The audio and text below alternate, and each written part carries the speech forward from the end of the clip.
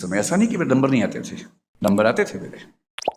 मैं विषय को समझता नहीं था, मैं विषय में डूबता नहीं था, और जैसे ही किसी विषय को पढ़ते हुए लगता था कि अभी मुश्किल होने लगता है, मैं उसे छोड़ देता था। मैंने 10वीं क्लास के बाद साइंस इसलिए छोड़ा कि साइंस से पढ़ना पड़ता था, और हमारे स्कूल में दो ही विकल्प थे, साइंस और कॉमर्स। मुझे किसी ने बताया कॉमर्स में नहीं पढ़ना पड़ता है, तो मैंने कॉमर्स ले लिया। फिर मैंने कॉमर्स में अपने पूरे जिले में टॉप किया, करीब 10 से 12 दिन पढ़ के। फिर मैं दिल्ली विश्वविद्यालय आ गया। मैंने डीयू में आते ही बीकॉम ऑनर्स में एडमिशन लिया, पर 3-4 दिन में लगा कि इसको तो बहुत पढ़ना पड़ता है। मंडल कमीशन उसी समय आया था, आंदोलन का माहौल था जो मुझे प्रिय था बहुत ज़्यादा। मुझे ज़्यादा अच्छा लगता था कि बस के पीछे टंग के जा रहे हैं, बस का शीशा तोड़ दिया, टायर में आग लगा दी, और नारे लगाए सड़क के ऊपर, पुलिस आई तो भागे वहाँ से बच के। वो सब ज़्यादा मुझे उसमें रुचि थी, क्योंकि मेरा अकेला उद्देश्य डूसू प्रेसिडेंट बनना था और उसके बाद भारत का प्रधानमंत्री बनना था उस समय। उस बाल मन की बात है जो 17 साल का था, तब की बात मैं कर रहा हूँ। तो बीकॉम में उसे पढ़ना पड़ता था। तो फिर मैंने एक बहुत ठोस बहाना सोचा, और मैंने अपने अध्यापक से कहा कि सर मुझे यूपीएससी देना है, और उसमें मैंने सुना कि हिस्ट्री बेहतर रहता है, और सीए तो मुझे बनना ही नहीं है।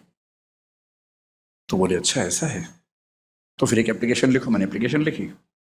फिर बोले कि मैं तो साइन कर रहा हूँ, अब हिस्ट्री के डिपार्टमेंट के हेड से साइन करवा के लाओ। ये ठीक वही दिन था जब मंडल कमीशन का कर्फ्यू लगा हुआ था दिल्ली में। मैं पीतमपुरा में रहता था, और हमारे एचओडी जो थे वो साकेत में रहते थे।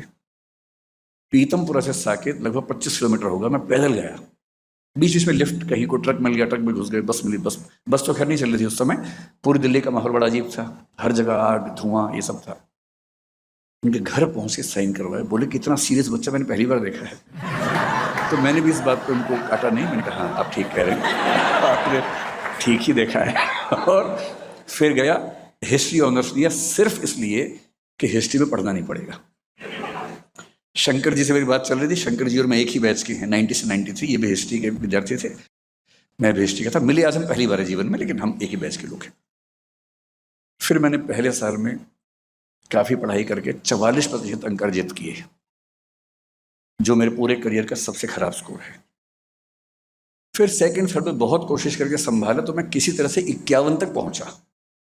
मेरे ग्रेजुएशन में 51% अंक हैं। मैं खुल के इसलिए कह रहा हूं कि आप में से जिसके नंबर कम आ रहे हैं, चिंता मत कीजिएगा, नंबर जीवन में कहीं काम नहीं आते। इस बात को बिल्कुल बिल्कुल मन से निकाल दीजिए। और 3 साल मैंने इतिहास कितना पढ़ा? जितना मेरे रूममेट ने नोट्स बनाए थे उतना ही पढ़ा। मेरा एक अच्छा रूममेट था, हालांकि वो हंसराज कॉलेज में पढ़ता था, मैं जाकिर हुसैन में था, और वो नोट्स अच्छे बनाता था। तो वो पता भी करता था कि इस बार क्या क्या आने वाला है, उन्हीं के नोट्स बनाता था, कुछ कहीं से मैनेज करता था, फोटोकॉपी। अच्छा दोस्त था मेरा। तो एग्जाम से 7 दिन पहले 8 दिन पहले बोलता था कि ये निगलना है और पेपर में उगलना है। और इस निगल उगल कार्यक्रम में मैं निष्णात था। निष्णात को अंग्रेजी मास्टर कहते हैं, आपकी जनरेशन पता नहीं समझेगी या नहीं। मास्टर का मतलब, एक्सपर्ट का मतलब निष्णात। मैं निष्णात था, ठीक नंबर आ गए। 55% फाइनल ईयर में थे, जो सब एवरेज करके 51 हुए। पर मैं खुशी की बात है कि अपने कॉलेज में, क्योंकि बाकी विद्यार्थी बहुत खराब थे, मैं वहां भी टॉपर था। उसमें मेरी कोई भूमिका नहीं है, बाकी बच्चों की भूमिका है। वो मुझसे भी खराब थे, इसलिए मैं टॉपर था। लेकिन मुझे डीयू में सबसे ज्यादा मजा किस चीज में आता था? इलेक्शन लड़ने में, डिबेट्स करने में। हाँ मैं डिबेटर था, मैं स्कूल में खूब डिबेट्स करता था। मेरे माता पिता का योगदान रहा, उन्होंने मजबूर किया कि मैं मंच पे जाऊं, और मैं उनका बड़ा कृतज्ञ हूं। मैंने डीयू में 3, 4, 5 साल की डिबेटिंग लाइफ में, क्योंकि फर्स्ट ईयर में मंडल कमीशन था, डिबेट्स हुई नहीं उस साल। उसके बाद से डिबेट्स की। डिबेट मेरे लिए रोजी रोटी का सवाल था। मैं घर से पैसे नहीं लेता था, मेरे घर में पैसे थे भी नहीं उस समय। मैंने 17 साल की उम्र से आज तक अपने घर से एक पैसा भी नहीं लिया है। और मैंने जो 4-5 साल डीयू में गुजारे, डिबेट से अपना खर्चा चलाया, हॉस्टल का, पढ़ाई का सारा खर्चा चलाया।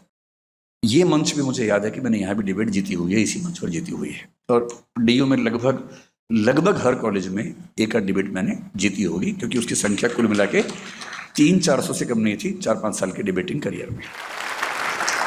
अब आप सोच के देखिए कि एक ऐसा अहंकारी व्यक्ति जो जहां जाता है डिबेट जीत जाता है, जिसको अपने बोलने पर इतना गुमान है, और माहौल भी ऐसा होता था कि अगर मैं डिबेट में गया तो बच्चे मान लेते थे कि अब सेकंड के लिए फाइट करनी है, फर्स्ट के लिए नहीं करनी है। ऐसा माहौल, और मुझे इसका अहंकार, गुरूर, ऊपर से एमए करते करते यूजीसी जेआरएफ हो गया था। भारत सरकार ने ही मान लिया था कि मैं विद्वान आदमी हूं। तो विद्वता का अहंकार गजब भरा हुआ था मेरे अंदर। पहला अटेम्प्ट 96 में देना था, मैं 21 साढ़े 21 साल का हुआ ही था उस समय। हॉस्टल में मजाक चलते थे हमारे दोस्तों के बीच में कि कोई अगर बहुत सीरियसली पढ़ रहा हो तो हम बोलते थे कि और ठीक से पढ़ो, सेकंड रैंक लाना है तुम्हें, क्योंकि फर्स्ट तो तय है, सेकंड ही तो मैक्सिमम अवेलेबल रैंक है, फर्स्ट तो है ही हमारा, उसमें कोई बात ही नहीं होनी। ऐसा अहंकारी व्यक्ति 2 व्यक्तियों के दबाव में एक क्लास में घुसा है। आप पूरा सीन समझ पा रहे होंगे। मैं इस भाव से घुसा हूं कि मुझे क्या पढ़ाएंगे। जेआरएफ होल्डर हूं, यूनिवर्सिटी का सेकंड रैंक होल्डर हूं, 65% नंबर मेरे एमए में थे, कोई मजाक है। लेकिन मुझे एक क्लास होते तो समझ में आ गया कि चुप ही रहना ठीक है, सुनना ठीक है। और मेरे जीवन में अकेली क्लासेस, मैं बड़े स्पष्ट शब्दों में कह रहा हूं, ग्रेजुएशन की 3 क्लासेस, एमए की 5 से 8 मान लीजिए, 10-11 क्लासेस कुल मिला के, और उसके बाद मैं सर के पीछे पढ़ के मैंने सर के साथ कम से कम 60-70 क्लासेस की होंगी, जिद करके। और जब तक मैंने सर से पूरा सिलेबस नहीं पढ़ लिया तब तक मैं बेचैन रहा। कभी कभी सर के घर पहुंच जाता था, रोहिणी में सर रहते थे कि अगर सर यहाँ नहीं पढ़ाएंगे तो हमें तो शर्म किस बात की आनी है, घर पहुंच गए। हमें क्या पता कि सर मैडम बच्चा उनका पर्सनल टाइम भी हो सकता है कुछ, हमें क्या मतलब उस बात से भाई, हमें आईएएस बनना है, हम जगत गुरु हैं, हमको तो कैसे कोई टाइम नहीं देगा। तो हम तो बेशर्मी से सर के घर में घुस जाते थे कि सर पढ़ाइए कुछ भी करके, क्योंकि एग्जाम आने वाला है, तो बताइए हिंदी आलोचना, हिंदी उपन्यास का इतिहास बताइए पूरा। असाध्य बिना उस समय नहीं थी, राम की शक्ति पूजा समझाइए, सरस्वती बताइए, अंधेरे में कविता समझाइए। और उन 3 महीनों में जो हुआ, अब मैं उसका थोड़ा सा आपको डिस्क्रिप्शन देना चाहता हूँ। मेरी स्थिति अभी ये है कि मैं जानबूझ के उधर देखने से बच रहा हूँ, मैं जानबूझ के यहाँ देख रहा हूँ। जब मैं 12 साल का था तो मैंने स्कूटर चलाना सीख लिया था। वैसे लाइसेंस की उम्र 18 साल तब भी होती थी, पर हमें पता नहीं था। हम एक छोटे शहर में थे, वहाँ हर व्यक्ति चलाता था 12 साल की उम्र में, तो हम भी चलाते थे। तो 12 में सीखा, पैर नीचे नहीं लगते थे।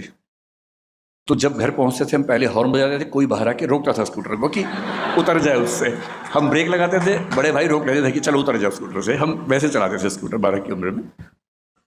तो मुझे सिखाया था मुझसे जो नेक्स्ट, मैं सबसे छोटा हूँ, 2 बड़े भाई हैं, तो जो बीच वाले भाई हैं उन्होंने सिखाया था। बड़े विनम्र हैं, इतने विनम्र हैं कि उनके साथ मुझे लगता है कि मैं बड़ा भाई हूँ, जबकि वो मुझसे बड़े हैं, क्योंकि बहुत विनम्र हैं, बहुत अंतर्मुखी हैं। उन्होंने मुझे सिखाया, बढ़िया सिखा दिया, और मैं फर चलाने लगा स्कूटर। जब 15-20 दिन हो गए तब बड़ी हिम्मत करके मैंने बड़े भैया को बताया कि भैया मैंने स्कूटर सीख लिया है। बोले अच्छा चलो देखते हैं। बड़े भैया वैसे ही जैसे बड़े भैया होते हैं, पिताजी की फोटोकॉपी।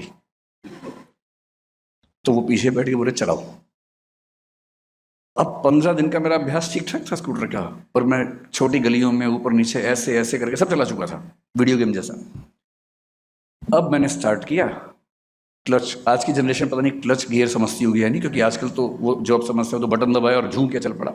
उस समय ऐसा नहीं होता था, उस समय पहले स्टार्ट करना अपने आप एक प्रोसेस था, किक मारनी पड़ती थी, फिर क्लच दबाएंगे, पहला गियर लगाएंगे, फिर धीरे धीरे क्लच छोड़ना, उसी गति से स्पीड देनी है। उनका बैलेंस बहुत जरूरी होता था। बैलेंस ना बने तो या तो आवाज रेस की बहुत तेज आएगी अगर रेस ज्यादा दी, नहीं तो घच घच घच करके रुक जाएगा स्कूटर। अब बड़े भैया पीछे बैठे हैं, घच घच घच रुक गया। भैया बोले यही सीखा। मैंने कहा 1 मिनट रुकना भैया। फिर ठीक किया, फिर स्टार्ट किया, फिर घच घच घच, 3 4 5 बार घच घच हुआ, और भैया बोले अभी नहीं, छोटे हो। वो जैसे ही पीछे बैठे मेरा स्कूटर बंद हो जाता था। मेरी हालत कुछ कुछ आज वैसी है। जिनसे सीखा है उनके सामने बोलना है, और मैं इसलिए जानबूझ के मैं देख नहीं रहा हूँ कि वहां भैया बैठे, वरना घस घस घस हो गए मेरी गाड़ी रुक जाएगी, और मैं क्यों वहां देख के क्यों बोलूं भाई।